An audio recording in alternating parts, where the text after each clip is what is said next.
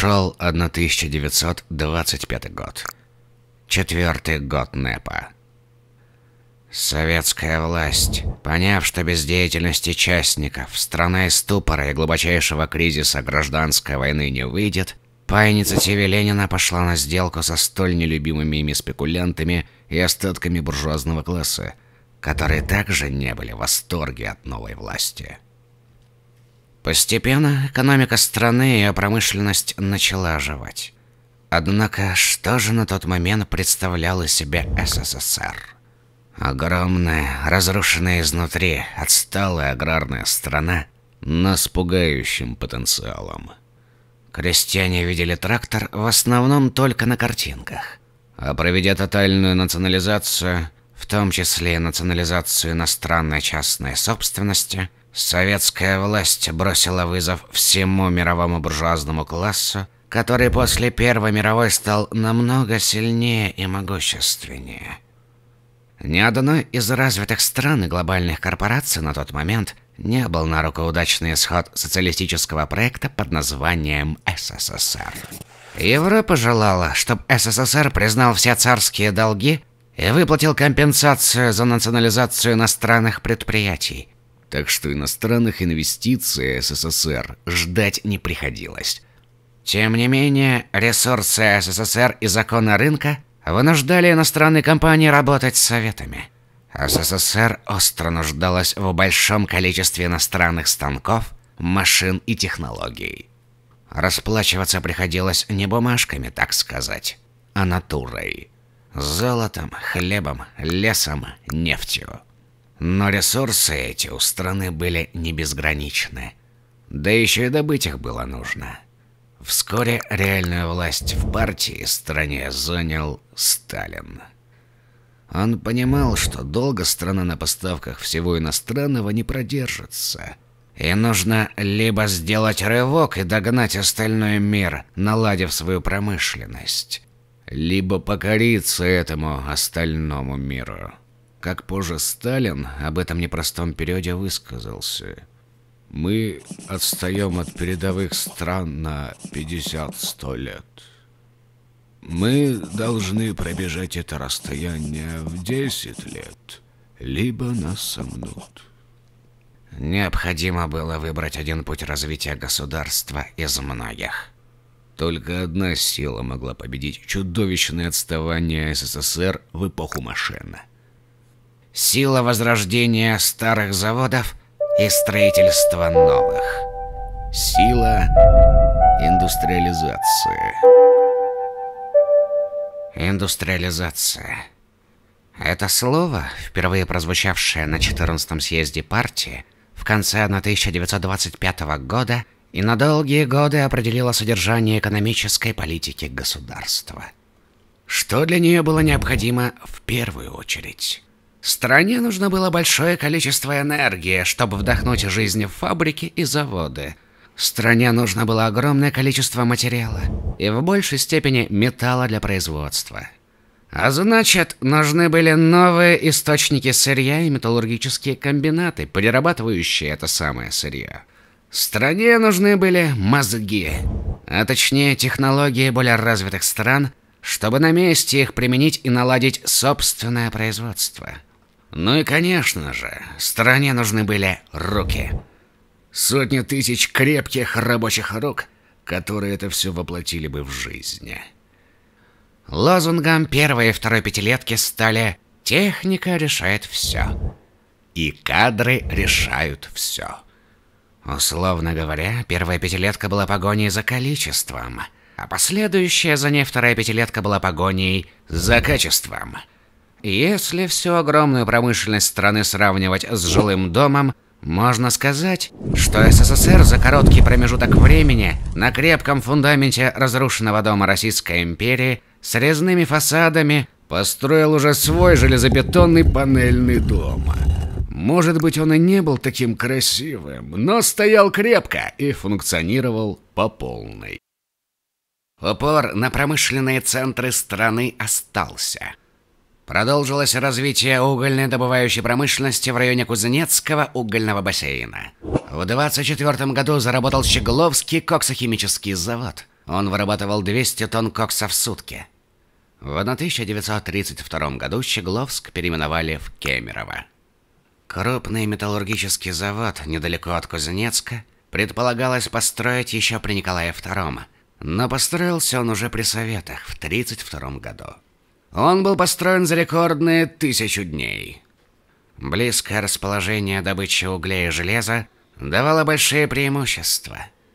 Возведенный сад-город был на другом берегу реки Томь от Кузнецка. Имя городу дали Новокузнецк. А еще через 2 месяца переименовали в Сталинск.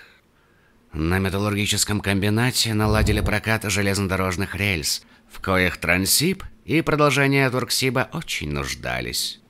Из Сибири в Среднюю Азию рельсы были проложены уже в 30-м году, соединив 2 очень важных региона страны, наметив тем самым вектор развития промышленности в Средней Азии.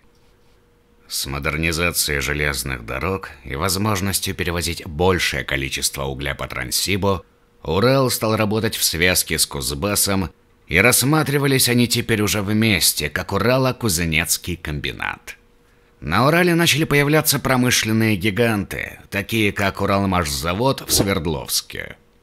Он стал поставлять свои машины и оборудование на Магнитогорский металлургический комбинат, построенный фактически в голой степи. Каждая такая стройка – это отдельная история. Рассмотрим Магнитогорский металлургический комбинат чуть подробнее. Наметили комбинат недалеко от горы Магнитной. Почему там? Железная руда, которую там нашли еще в XVIII веке, оказалась чрезвычайно богатой, а ее запасы с каждым исследованием увеличивались в большую сторону. Металлургический комбинат сам напрашивался в этом месте. Его строительство началось ранней весной 1929 года. Предприятие проектировалось как самый крупный комплекс черной металлургии страны. Разрабатывали и курировали уральское промышленное чудо более 800 иностранных специалистов из США, Германии и других стран. Но воплощали намеченное, конечно, советские граждане. На строительство магнитки добровольно съезжались тысячи людей со всего Советского Союза. Мотивы у всех у них были разные. От «чтобы не умереть с голоду» до энтузиазма и стремления совершить социалистический подвиг. В апреле 1931 года первая Магнитогорская плотина, на тот момент самая длинная в мире, вступила в строй раньше срока. В конце того же года был получен кокс для первой доменной печи. 31 января 1932 года, несмотря на протесты американских инженеров, считавших необходимым отложить пуск до весны, была задута первая домна, а на следующий день был получен первый магнитогорский чугун. Но магнитка планировалась не просто как очередной чугунолитейный завод. В 1934 году вступил в строй сортовой прокатный стан 500. С пуском этого объекта Магнитогорский металлургический комбинат стал крупным поставщиком сортового проката и превратился в предприятие с законченным металлургическим циклом от добычи руды до выпуска готовой продукции.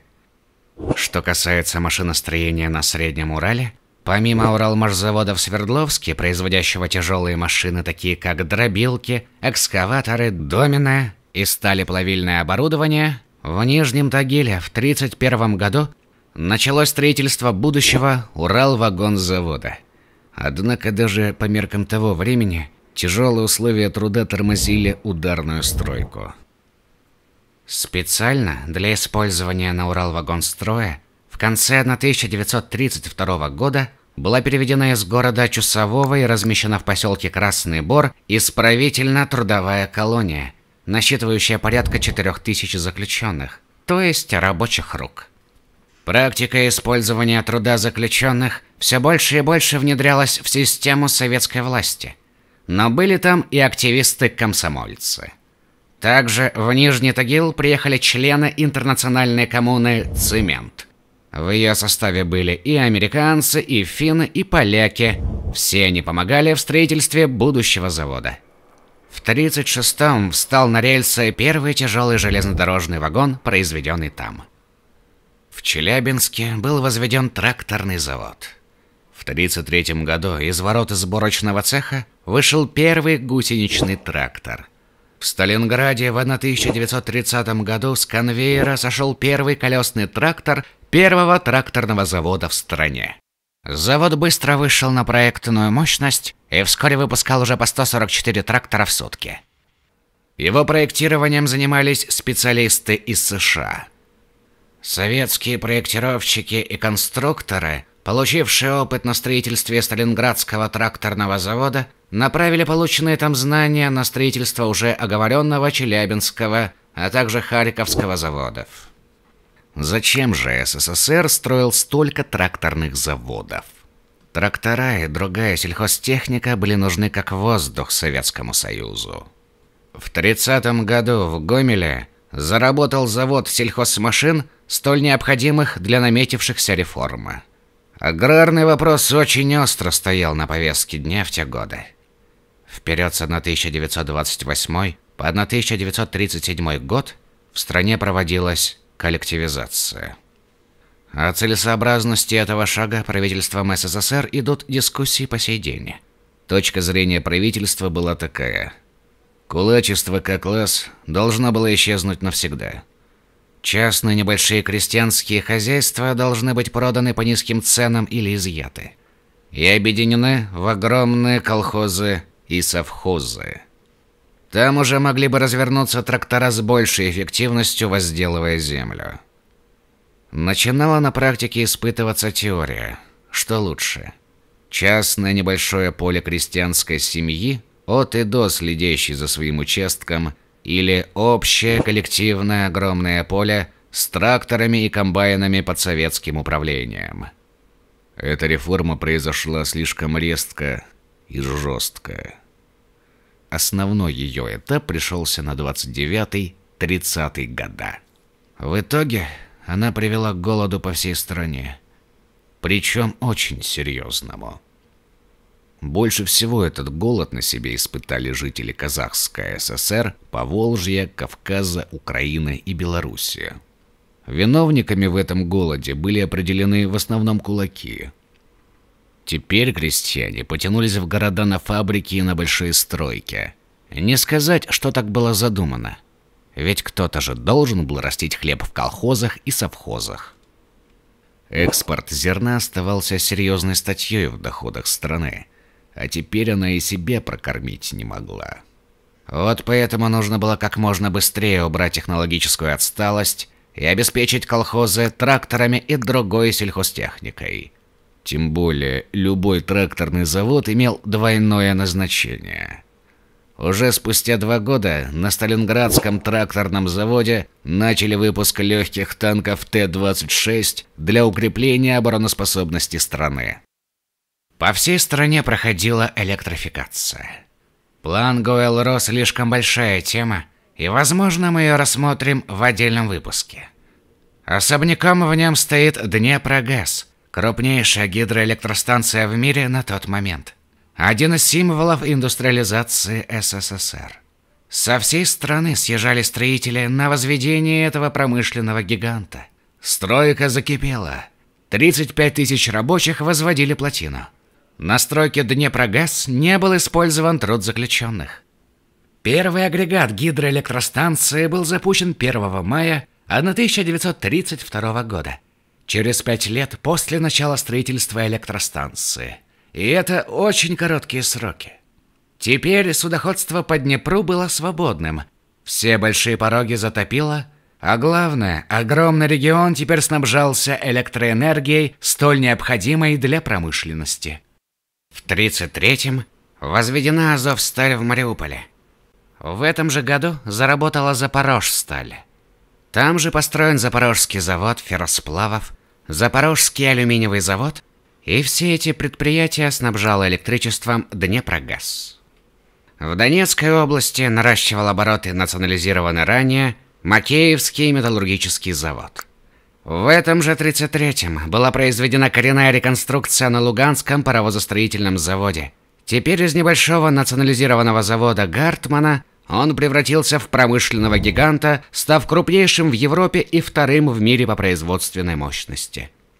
До 28 года завод выпускал паровозы серии «Э». После модернизации занялся производством мощных паровозов ФД.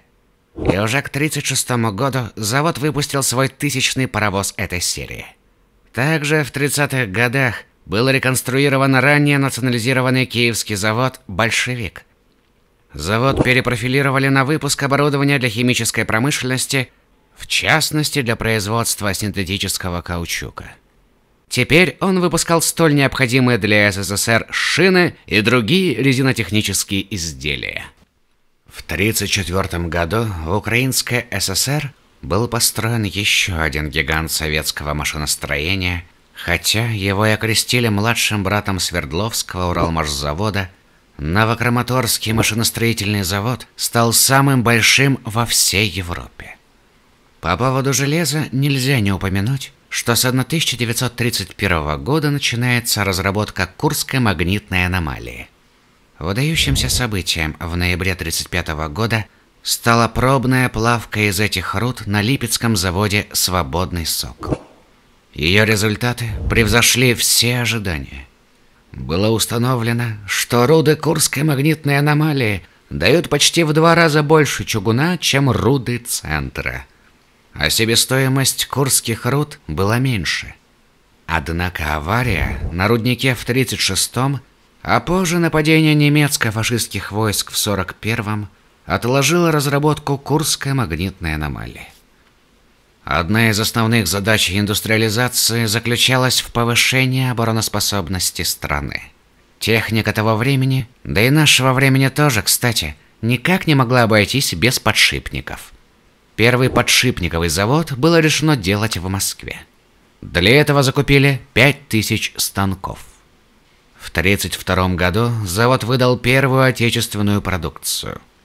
С конца Первой мировой, где авиация играла больше роль вспомогательную и использовалась в основном для разведки, к концу 30-х годов ее роль возросла кратно. Нужно было налаживать и самолетостроение. В 1933 году замдиректора Московского авиационного завода номер 39 становится конструктор Сергей Владимирович Ильюшин. В 1934-1936 годах на заводе работают над модификацией бомбардировщика ДБ-3 и создает штурмовик Ил-2, который в будущем станет самым массовым боевым самолетом в истории. В 1932-м заработал в Нижнем Новгороде авиационный завод номер 21, а в 1934 году в Воронеже был построен авиационный завод номер 18. Если с паровозами в СССР более-менее все налаживалось к тому времени, так с автомобилями была серьезная проблема. В те годы без грузовых автомобилей мирное время уже представить было нельзя, не то что военное. Нужны были автомобили собственного производства. Если танк Т-34 станет позже танком Победы, то автомобиль ГАЗ-АА и его модернизация станет проселочной лошадкой Победы. В простонародье этот труженик войны народного хозяйства получил имя «Полуторка». Ее будут выпускать на Горьковском автозаводе. В 1931-м был открыт автомобильный завод полного цикла в городе Нижний Новгород, который в следующем году переименуют в Горький. Проектированием Горьковского автозавода занималась компания Форда. Чем ближе время подходило к 40-м годам, тем больше ощущался тревожный дух Большой войны. В 1934 году, впервые со времен Первой мировой войны, немецкая промышленность возобновила строительство полноценных боевых кораблей и другой военной техники. Третьей пятилеткой была выдвинута задача догнать развитые страны по производству промышленной продукции на душу населения, которая в СССР была в 5 раз ниже, но планы пришлось менять на ходу. Например, доходы на оборонную промышленность серьезно возросли, и в 1939 году они составили уже 1/4 часть бюджета СССР. К этому времени были сформированы новые военно-морские флоты – Тихоокеанский и Северный. Важной задачей стало и увеличение производительности судостроительных заводов, которых в 1935 году в Главморпроме насчитывалось 10, половина из которых находилась в Ленинграде. К началу войны морской флот СССР подходил не на выигрышных позициях. Что касается нефтяной промышленности, основные разведанные запасы и мощности были все там же, на Кавказе, как и в дореволюционную эпоху. До Второй мировой войны здесь добывалось 95% всей нефти СССР. Со своей стороны, СССР поставлял в Германию сырье, руды, металлы, зерно, лес, пушнину. Конечно же, СССР расплачивался за германские машины также нефтью и нефтепродуктами, что привело к тому, что на момент начала войны страна была на третьем месте после США и Румынии по объемам поставок углеводородов в Германию. Развитие нефтяной промышленности в основном заключалось в увеличении ее добычи и наращивании ее продаж. При этом в Советском Союзе перед Великой Отечественной войной не было ни одной установки каталитического крекинга для производства высокооктановых бензинов, в отличие от нацистской Германии. На Сахалине также добычу нефти нарастили. Нефть на северной части острова по концессии СССР добывали и японцы. Этот факт, кстати, также сыграл свою роль в том, что Япония так и не вступила в войну с СССР на стороне Германии. Ход Великой Отечественной войны и ее предпосылки мы более подробно рассматривали в выпуске о железных дорогах. В этом выпуске сосредоточимся на промышленности. С началом войны индустриализация в СССР закончилась. Начался новый период. Проверка на прочность того, что сделали такими ударными темпами за 2,5 пятилетки. Конечно же, потеря территорий негативно отразилась на промышленности СССР. В конце 1941 года промышленное производство составляло лишь половину от довоенного уровня. Выпуск цветных металлов, кабельной продукции и шарикоподшипников почти полностью прекратился. С первых месяцев войны Государственным комитетом обороны была начата эвакуация предприятий из западных регионов СССР за Урал и в Среднюю Азию.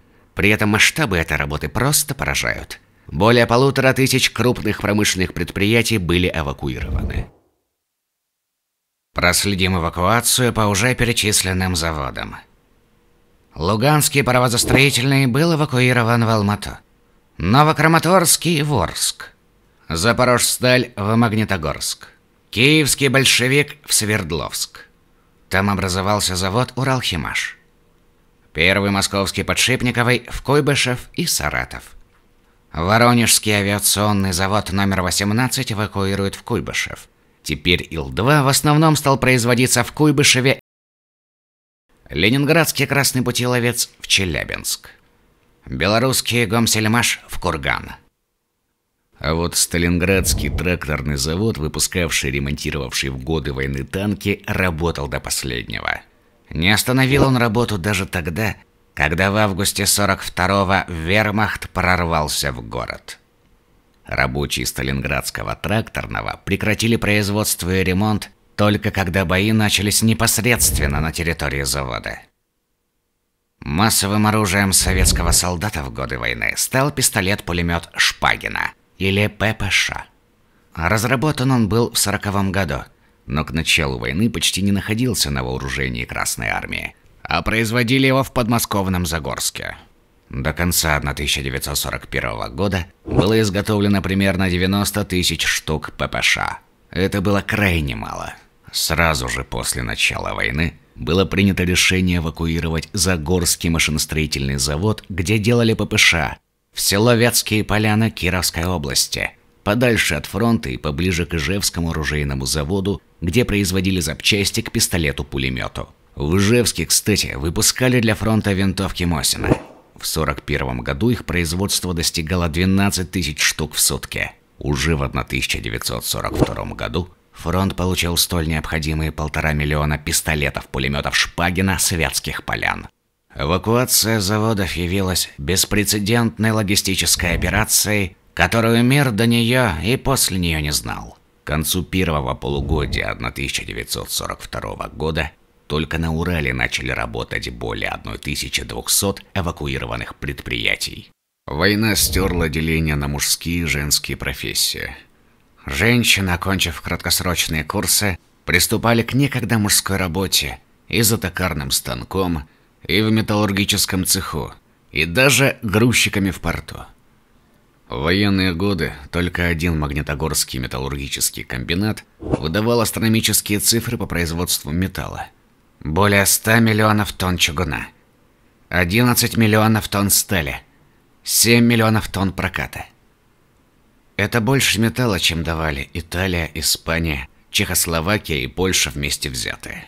Союзники, особенно США, в годы войны также поставляли в СССР различное оборудование и станки для наращивания военной промышленности. Победа на фронте стала возможной благодаря запредельным усилиям в тылу. После окончания Второй мировой нужно было восстанавливать народное хозяйство страны, расчищать руины городов, налаживать в них и промышленность, двигаться дальше. Вызовов в послевоенную эпоху у СССР хватало. Что будет дальше с промышленностью СССР, мы узнаем в следующем ролике. А я, как всегда, благодарю наших подписчиков, поддерживающих развитие канала платной подпиской. Если вы тоже хотите поддержать нас, милости просим. С вами был канал Просветись.